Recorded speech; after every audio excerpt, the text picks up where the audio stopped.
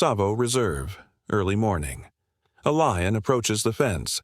He comes from the east, where the scrub thins into dust and the ground holds no prints. His body is too lean, with skin folding loosely over bone.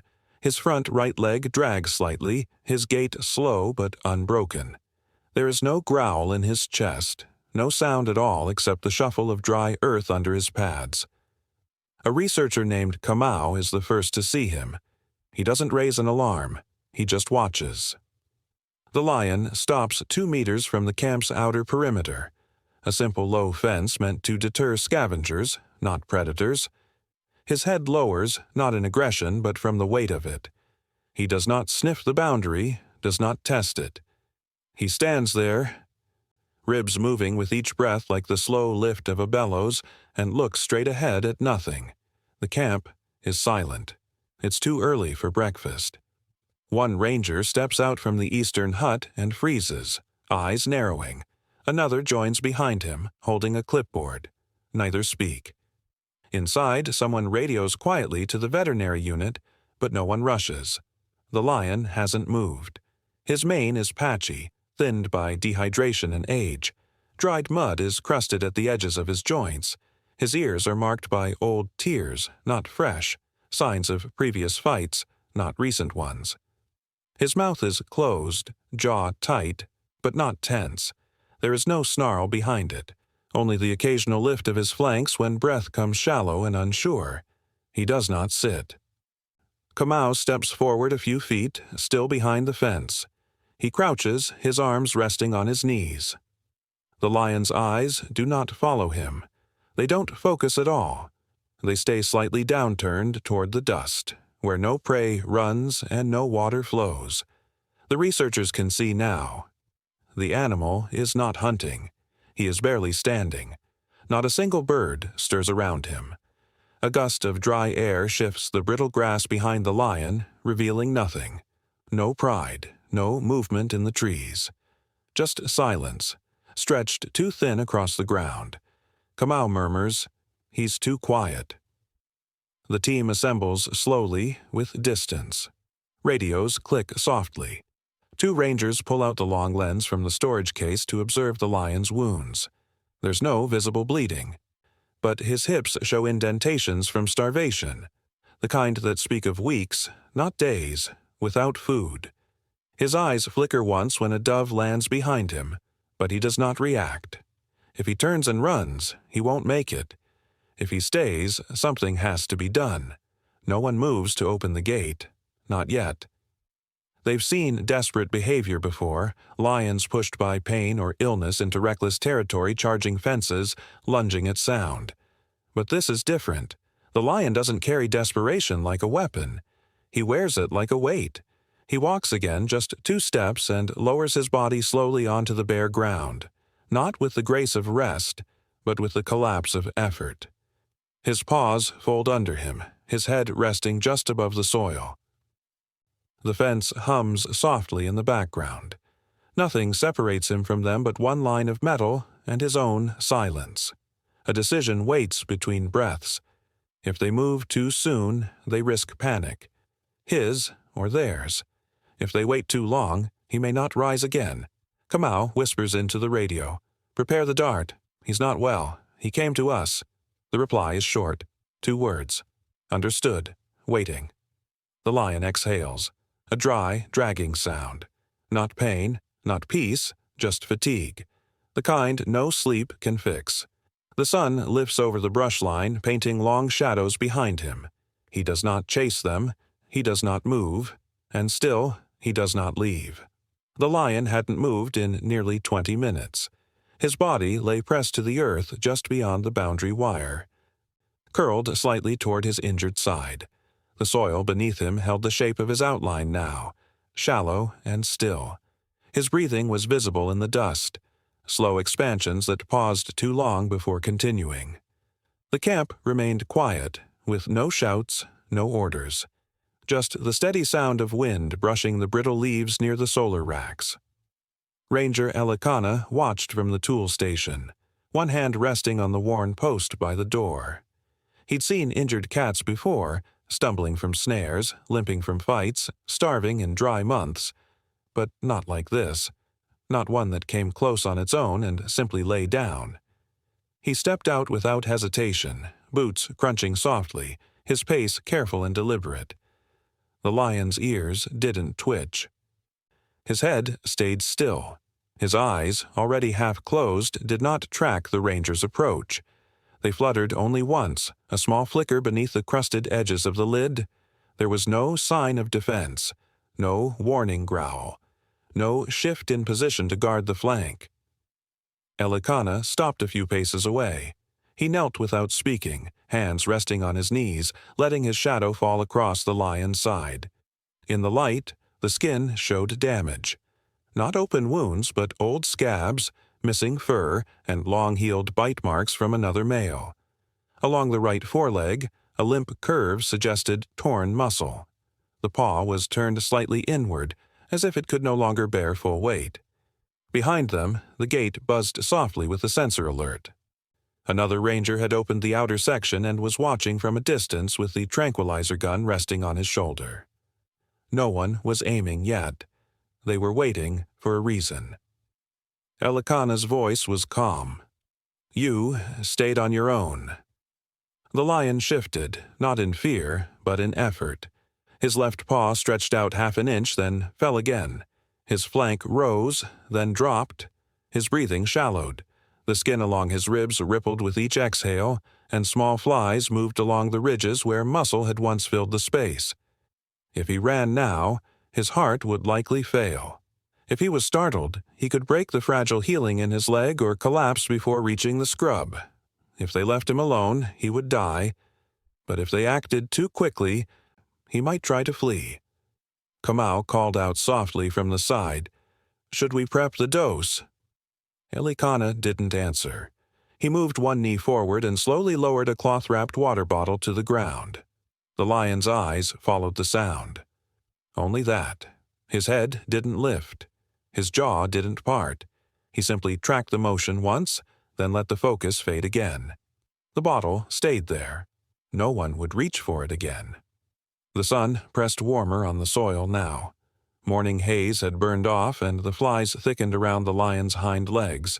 Still he made no sound, no call, no whimper. Even his tail lay straight, unmoving in the dirt. This wasn't aggression. It wasn't pride. It was depletion. Elikana stood slowly and stepped back. He raised a hand to the ranger with the tranquilizer. Not yet. Let the silence hold. Let the lion decide if he could rise again, or not. What was at risk hadn't changed. If they left it too long, his body could shut down. But if he panicked in the moment of touch, everything would spiral fast. Blood pressure, breath, collapse. The lion's ear flicked once toward the trees behind him. No threat, just instinct. His body stayed low, his bones pressing the surface of the ground, the curve of his spine visible through every breath. One more hour. That's all they would wait, then they'd move in. The camp resumed its quiet. The gate was closed again.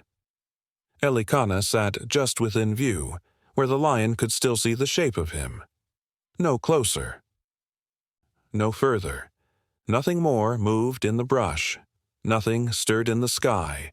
The lion blinked once, then again, and rested his head back into the dust. By mid-morning, the lion still hadn't moved more than the width of his own body. His breath came in short waves, no longer steady but irregular. Light in the chest, then a pause, then a deeper draw, then stillness again. A few rangers took turns watching him from the shade near the tool shed, where their presence was steady but non-intrusive. No one raised their voice. No one got too close. When the vet unit arrived, Elikana led them in slowly. They brought no vehicle into view, only walked on foot with a collapsible stretcher, 2 kits, and a long-barreled dart gun slung low by the side. The lion shifted only slightly when they appeared, his hind legs pulling in as if to rise, but the effort died before it reached his spine. He stayed down. The flies around him didn't scatter. From a shallow crouch behind the outer scrub line, One of the vets raised the rifle. The dart found the flank just above the left shoulder. The lion didn't react with sound. Only a twitch, a flick of the tail, and then a long blink. The sedative would need 5 minutes. When they moved in, they used no words. The fence gate opened without a sound. Boots moved carefully. No one rushed. The lion's eyes were open as they approached, but wide and distant, showing only the edge of awareness. One hand rested on his side to check his breath. Then another behind his ear to feel pulse. The wounds weren't obvious at first.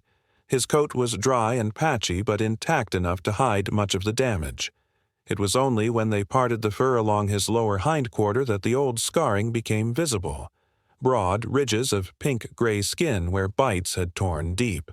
Some had healed cleanly. Others hadn't. Further along the back leg they found swelling, tender to touch, warm and slightly pulsing. An abscess had formed beneath the skin. Infection was active. Around the joint, pus had begun to collect beneath the tissue.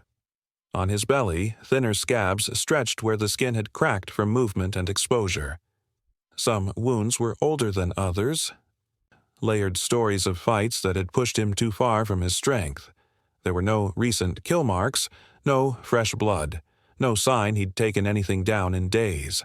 He had likely survived on bone remains or windfall scavenging, too weak to chase but still moving out of instinct. "What was chasing you?" one of the assistants murmured. No one answered. The teeth told another part of the story. The lion's lower canines were ground down, chipped from use. On the left, a premolar was missing entirely. When they gently opened the jaw, the breath that rose carried the sour tang of rot. Elikana nodded once. This was a lion who had not fed cleanly, if at all, in many days. Every step of the exam made one fact clearer. This wasn't a lion driven by curiosity. He hadn't stumbled onto the camp by mistake. He had come with purpose. Starving, injured, worn down, and still he walked toward human scent, toward the smell of oil and canvas and metal. He hadn't run from them. He hadn't growled. Had he surrendered, or had he chosen? The question hung between the team without needing to be asked aloud again. What was at risk now had changed. He could not be left alone to heal. His body was failing from multiple directions: nutritional loss, joint damage, infection. If untreated, he would die slowly in the open and likely unseen. But even care came with risk. If his body rejected the treatment or the stress overtook him during sedation, he wouldn't recover. Still, the team prepared the antibiotics. The wounds were flushed, the infection drained where possible. A slow IV was fitted near the back paw. Saline would be introduced gradually over the next hour, and small meat portions set aside for later. No solids now, not yet. He stirred once, a groan low in his throat, more breath than sound. His paw curled slightly as if remembering the action of movement. Then stillness again. The team stepped back. A gust of dry wind blew across the reserve, rattling seed pods in the thorn brush nearby. The flies lifted and circled, then settled again. Elikana stood with one hand on the empty stretcher frame. They wouldn't move him until the fluid ran through. The lion slept with his side rising shallow against the dust, the scars across his body catching morning light in quiet patches. The lion remained still through the heat of midday. The sedation held gently, long enough for the team to complete the necessary checks. Every movement around him was slow, measured, silent. No one raised their hands suddenly. No one stepped past the boundaries they had agreed on. The lion's breath rose shallow and warm through his nose, and the dust beneath his chest had begun to dampen slightly from the moisture. They didn't lift him right away. Instead, they placed a canvas sheet under his frame, shifting it corner by corner so he didn't roll. Elikana crouched by the lion's front leg, carefully examining the joint. The skin was inflamed, the paw visibly worn down. Pads were cracked open in places, with edges fraying like bark. One toe had collapsed inward, no longer able to extend fully. He hadn't walked so much as limped for some time. Near his jaw, the damage was worse than they had guessed.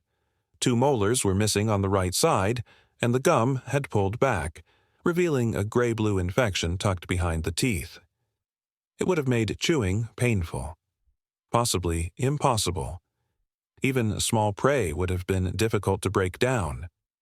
Starvation hadn't come from lack of will. It had come from slow decay.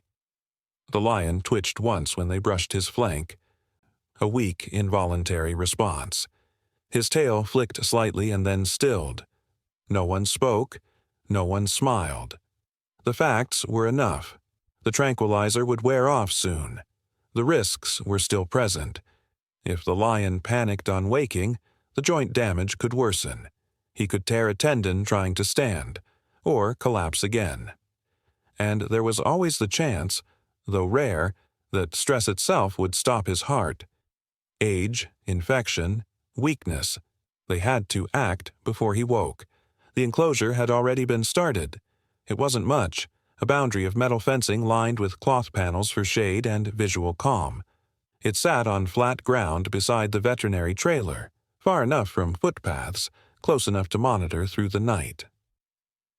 A shallow trench had been dug near the back for urine runoff, and a quiet water dish rested near the northern post.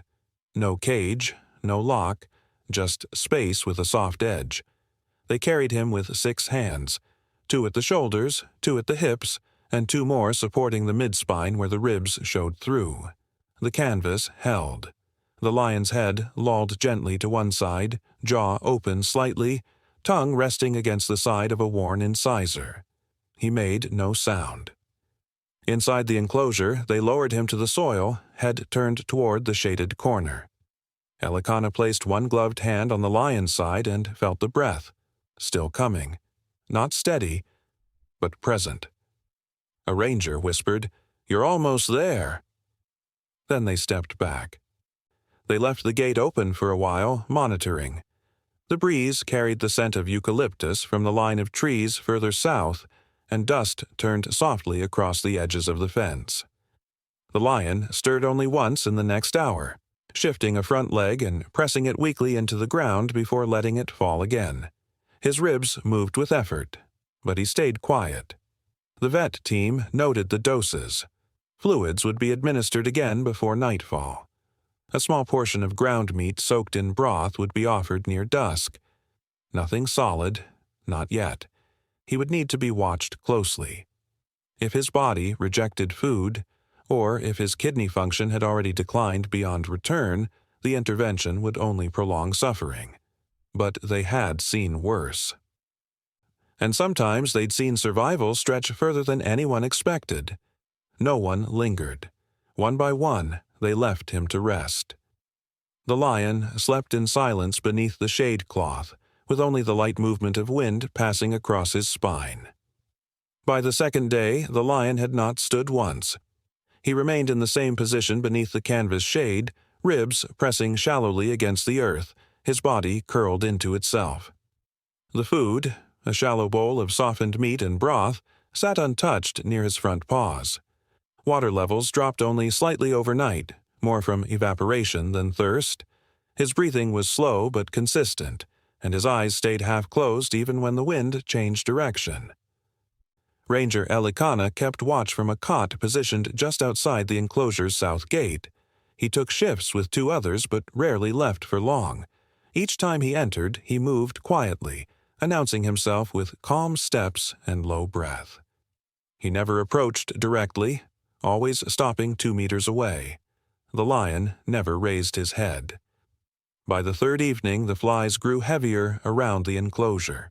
They gathered at the edge of the uneaten meat and circled his hindquarters, but he didn't react. His tail remained still. The flesh above his joints had begun to sink in further, and the folds along his belly sagged like cloth pulled loose from a frame. They adjusted his saline dosage and cooled the water, but no clear response followed. The risk of organ shutdown increased with each day of fasting.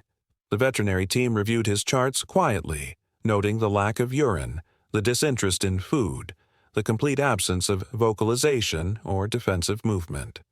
They considered introducing a feeding tube, but the sedation required would carry its own risks. If his system was already near collapse, the added stress could end it. Elikana said, "He's choosing not to move. That means something." No one argued. On the fourth night, a soft groan came from his throat as he shifted weight. He turned slightly, dragging one paw closer to his chest and resting his jaw on it. The move took minutes. Slow, deliberate, nearly silent. The meat remained untouched. Still, it was the first voluntary movement in nearly 70 hours. They kept the meat fresh each morning, offering smaller portions, less demand on digestion, less scent to draw scavengers. The fence had been reinforced just in case, but no other animal had approached. It was as if the area around the enclosure had been marked by something deeper than fencing. Even the birds kept their distance. By the fifth morning, Elikana noticed the lion's tongue flick once across his lower lip. A small gesture, barely there. Then nothing. The sun rose higher, casting sharp shadows across the sleeping body.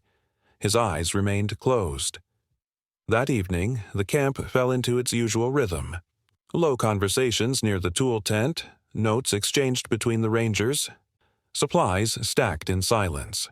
The light shifted gold against the cloth panels, and the wind dropped. Elikana was preparing to switch shifts when a sound broke through. Soft, deliberate, and unmistakable. A tear, then another. The meat bowl had tipped slightly, pushed by the lion's paw. His head hovered low, jaws parted just enough to grip a strip of softened meat. He didn't chew fast, he didn't finish the bowl, but the sound of cartilage snapping under pressure came through the air like a held breath, finally let go. Elikana didn't move. The lion swallowed slowly, then dropped his head again to the ground. His eyes didn't open.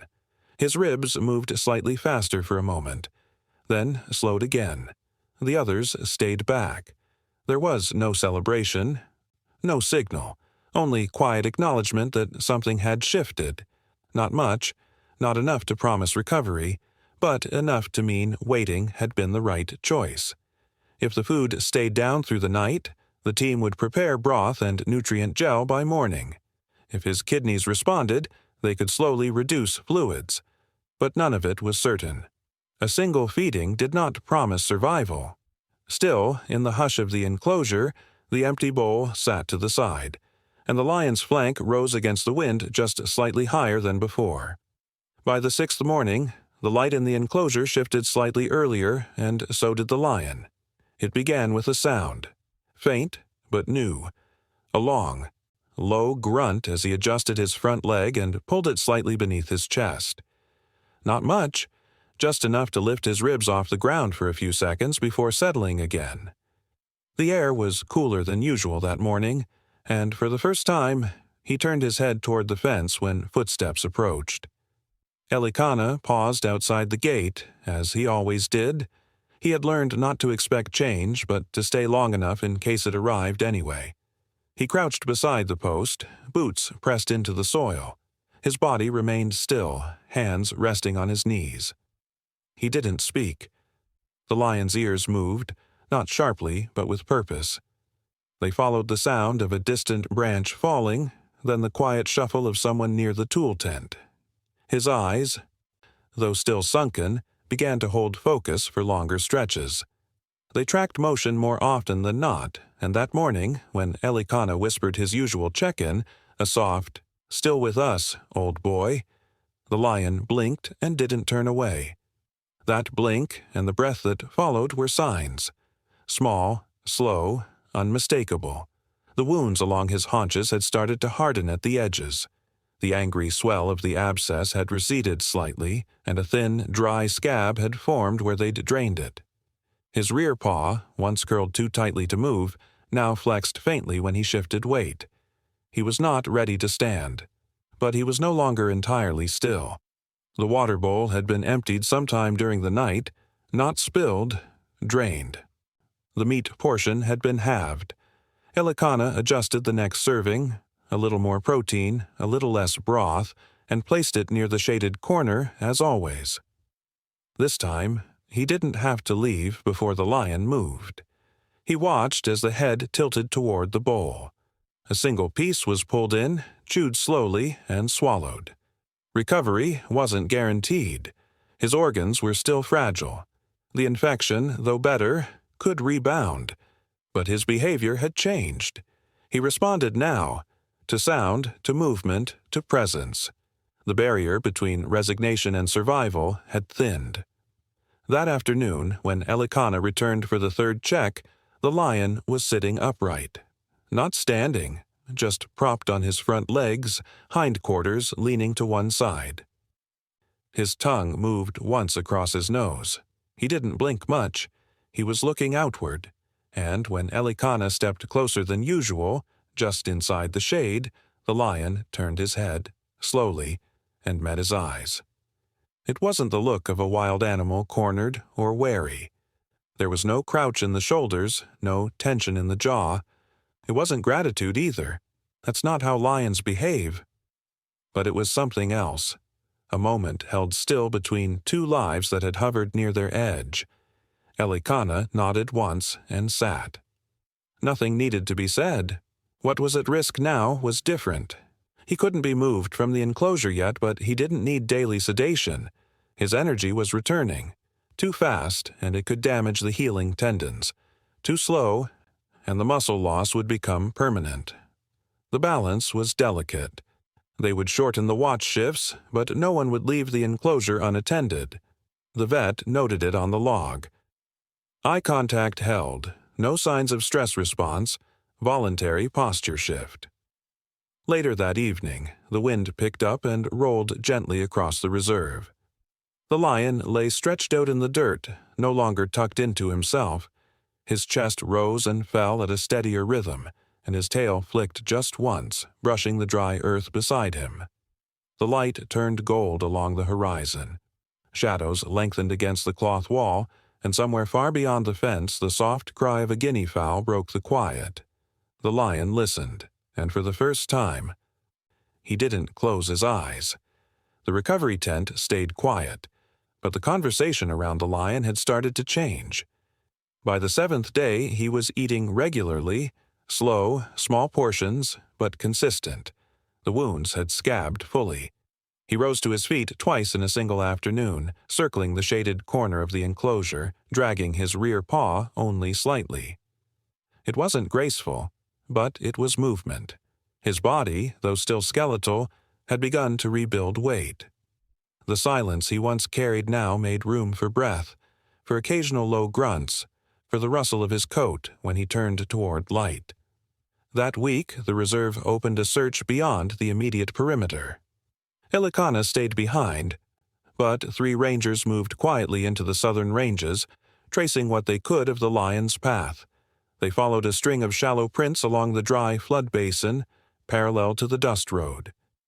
Most had already been blurred by wind, but a few remained pressed into soft patches, wide, slow, and staggered. 12 kilometers out, they found signs of scavenging. Torn bone fragments, hyena droppings. No clear signs of lion kills, no drag marks. The land bore witness to conflict, but not to strength. Further west, near a dying acacia grove, they found tufts of tawny fur caught along the brush line and a small shallow patch of dried blood. It wasn't fresh, but it was lion. The marks suggested a fight, not between equals, but an ousting. One older male, forced out by a younger, more dominant challenger, not chased with speed, but with pressure, slow, steady removal, the kind that doesn't break bones, only spirit. Prey tracks were light in the area. The drought had shifted movements. Wildebeest herds were absent. The last impala kill found nearby was picked clean, only hooves left behind. Predators had likely pushed further toward the rivers, but this lion hadn't followed. He'd turned east instead, toward human scent, toward sound, toward fence lines. The rangers estimated he'd walked at least 30 kilometers, not in a single stretch, but over days, possibly weeks, resting when he could, feeding on scraps. They found no indication of pride affiliation. No cubs. No female scent trails. He'd been alone for some time. Back at the enclosure, Elikana listened without interruption as the scouts reported in. When they finished, he nodded slowly and stood to check the gate. The lion was awake, lying with his back to the camp, facing the scrub beyond the fence. His tail flicked at flies, his ears turned toward the sound of Elikana's footsteps. But he didn't rise. The conclusion was simple. He had not stumbled onto the camp by accident. He had walked toward it, passing other clearings, ignoring livestock paths, avoiding nearby water points. He had chosen a place where the smell of people lingered, where the sounds of movement echoed off metal and canvas. It hadn't been desperation alone. It had been direction. What was at risk now had less to do with physical healing. His body was responding. But the decision ahead carried weight. He could not be kept in the enclosure much longer. Strength was returning, and with it, restlessness. If he wasn't released soon, he might grow frustrated, pace the fence, reopen old wounds. But release into the wrong territory could mean death. If he returned west, he would likely be forced out again. He had no allies, no claim. The vet recommended a slow roam release, east toward the lowland trees where predator pressure was lower. It wasn't his old home, but it might be safer. That night, the lion rose to his feet and stood for nearly 15 minutes under the fading light.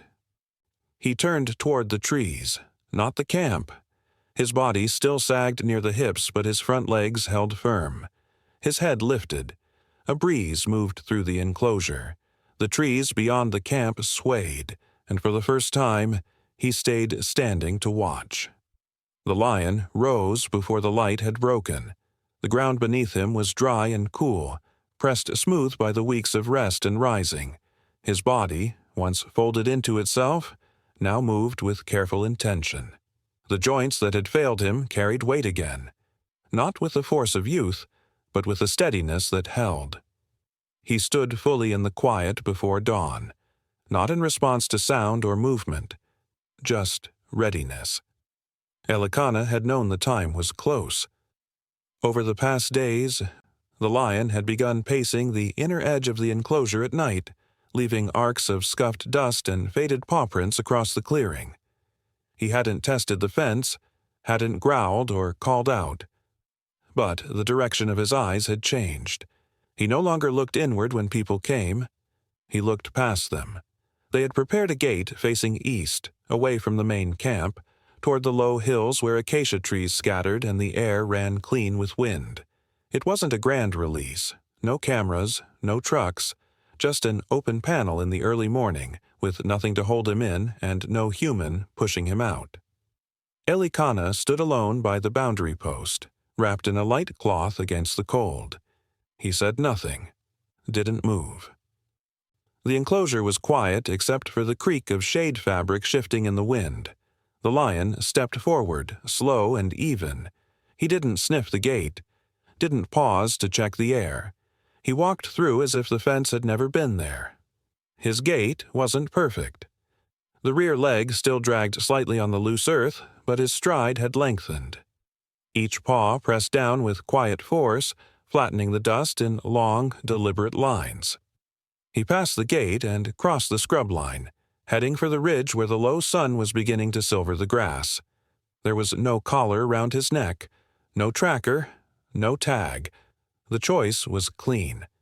If he faltered out there, if infection returned or if prey proved too fast, they would not know. There would be no alerts, no second intervention. But if he found space, if he carved out a quiet corner beyond the territorial maps, then the story would continue in silence. At the base of the hill, he paused. His shoulders shifted. He turned his head once, not back toward the camp, but to the side, toward the tree line where no one stood. Then he walked on. Elikana remained still. The others had been told not to follow. This moment wasn't meant to be shared. It was not ceremony, just witness. The light rose fully as the lion reached the crest. His shape thinned against the horizon. His mane, though still uneven, caught the sun for a moment. Then he dipped from view. The wind picked up, brushing low through the grass, and the fence behind him stood open in the quiet.